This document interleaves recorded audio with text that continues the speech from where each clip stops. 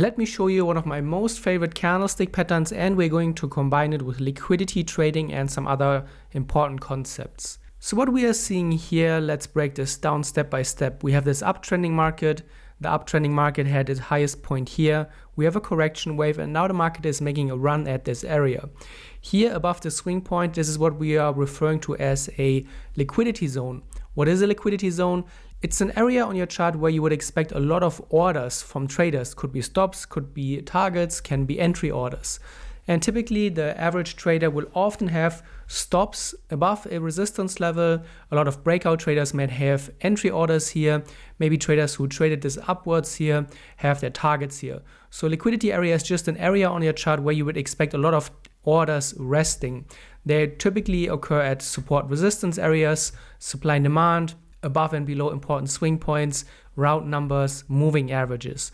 So you can expect a lot of orders here, and that's what makes this area very important to analyze. And we're not going to automatically trade this because there is a liquidity zone. We have to observe the price action, and we want to see what is happening here. And just 3 candles later, we are seeing the concept of deceleration. This candle here, the strong breakout candle, is going to lure in a lot of traders who are impatient. A lot of breakout traders who maybe have missed the first move here are going to be lured in with this huge breakout candle. And what I would recommend is that you don't trade the immediate breakout. You're waiting for the reaction around such liquidity areas, because they can tell you a lot about what is happening here, especially if you have been having problems in your trading with failed breakouts and fakeouts. This way of trading will help you understand and look at charts differently. So this is what we are called deceleration. After a strong candlestick, could be also a sequence of candlesticks, the market is slowing down. You can see, first of all, we have a smaller green candle, an even smaller green candle. This is an inside candle. And then we are starting to see a red candle. The red candle is slowly starting to show us signs of acceleration.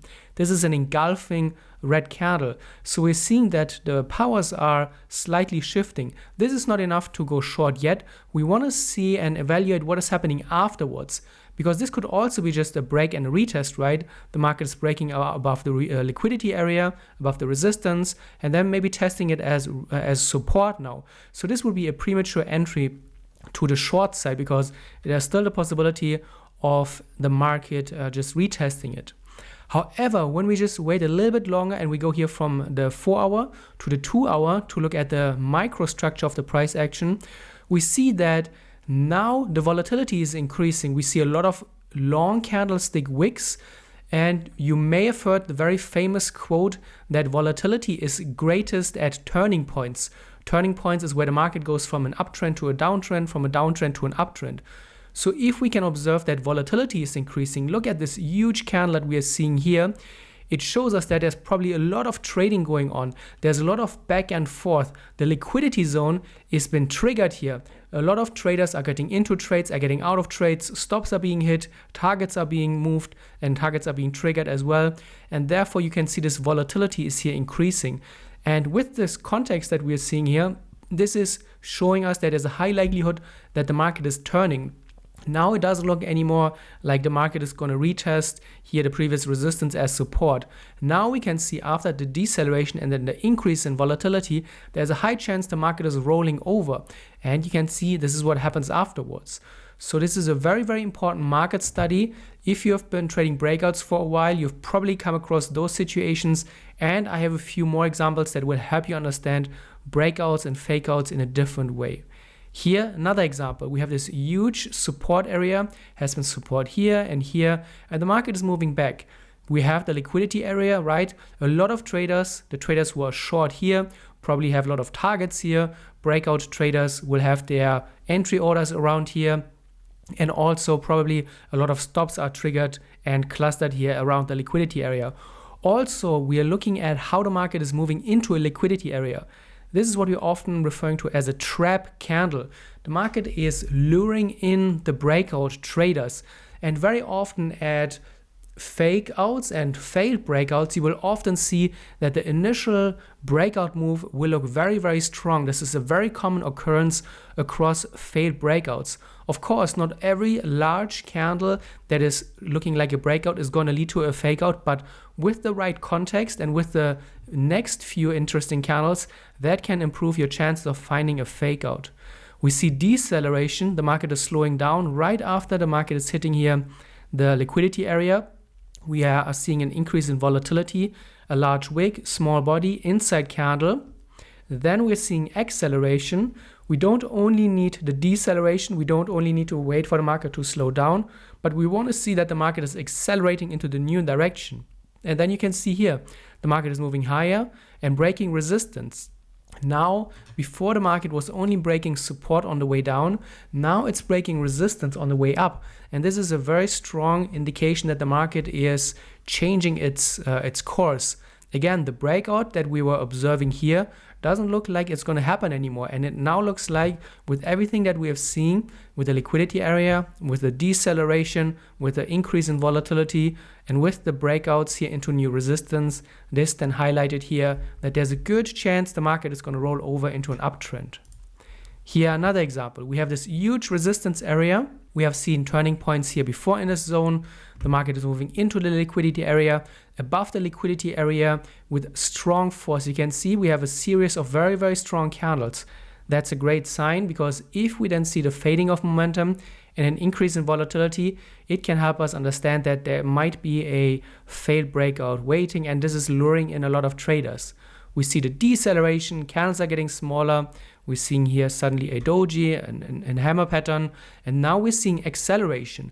After the small candles here with the increase in volatility, we are suddenly seeing a strong injection of bearish momentum.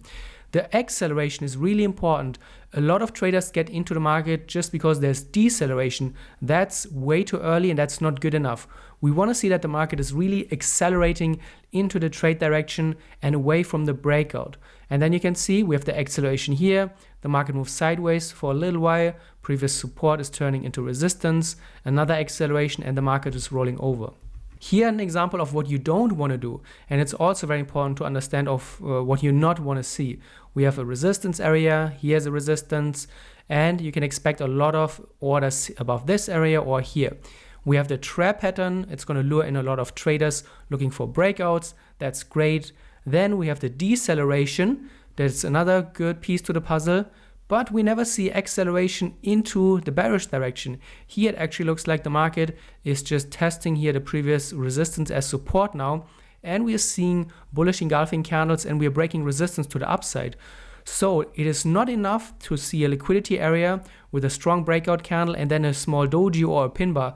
You really need to see an increase in volatility, and you need to see the acceleration into the trade direction that you want to go in. And this is not what we're seeing here. So this is a very, very different example. And it's really important that you stack the confluence. You want to have multiple confluence areas or confluence signals when you are trading. You want to have more than one signal. And you want to make sure that all of the signals that you are requiring for your trade entry are present. So this is a big mistake that many traders do. They try to make their life too simple. They try to use or look for shortcuts. They are always looking for a trade. They cannot be patient. And with this trading approach, it's really important that you wait for all the signals to align so that you're not jumping in too early. You want to see the liquidity zone. You want to see the deceleration. You want to see an increase in volatility and also the acceleration into the trade direction. And this is what you want to see. And this is step by step the trade structure that you're looking for with this approach.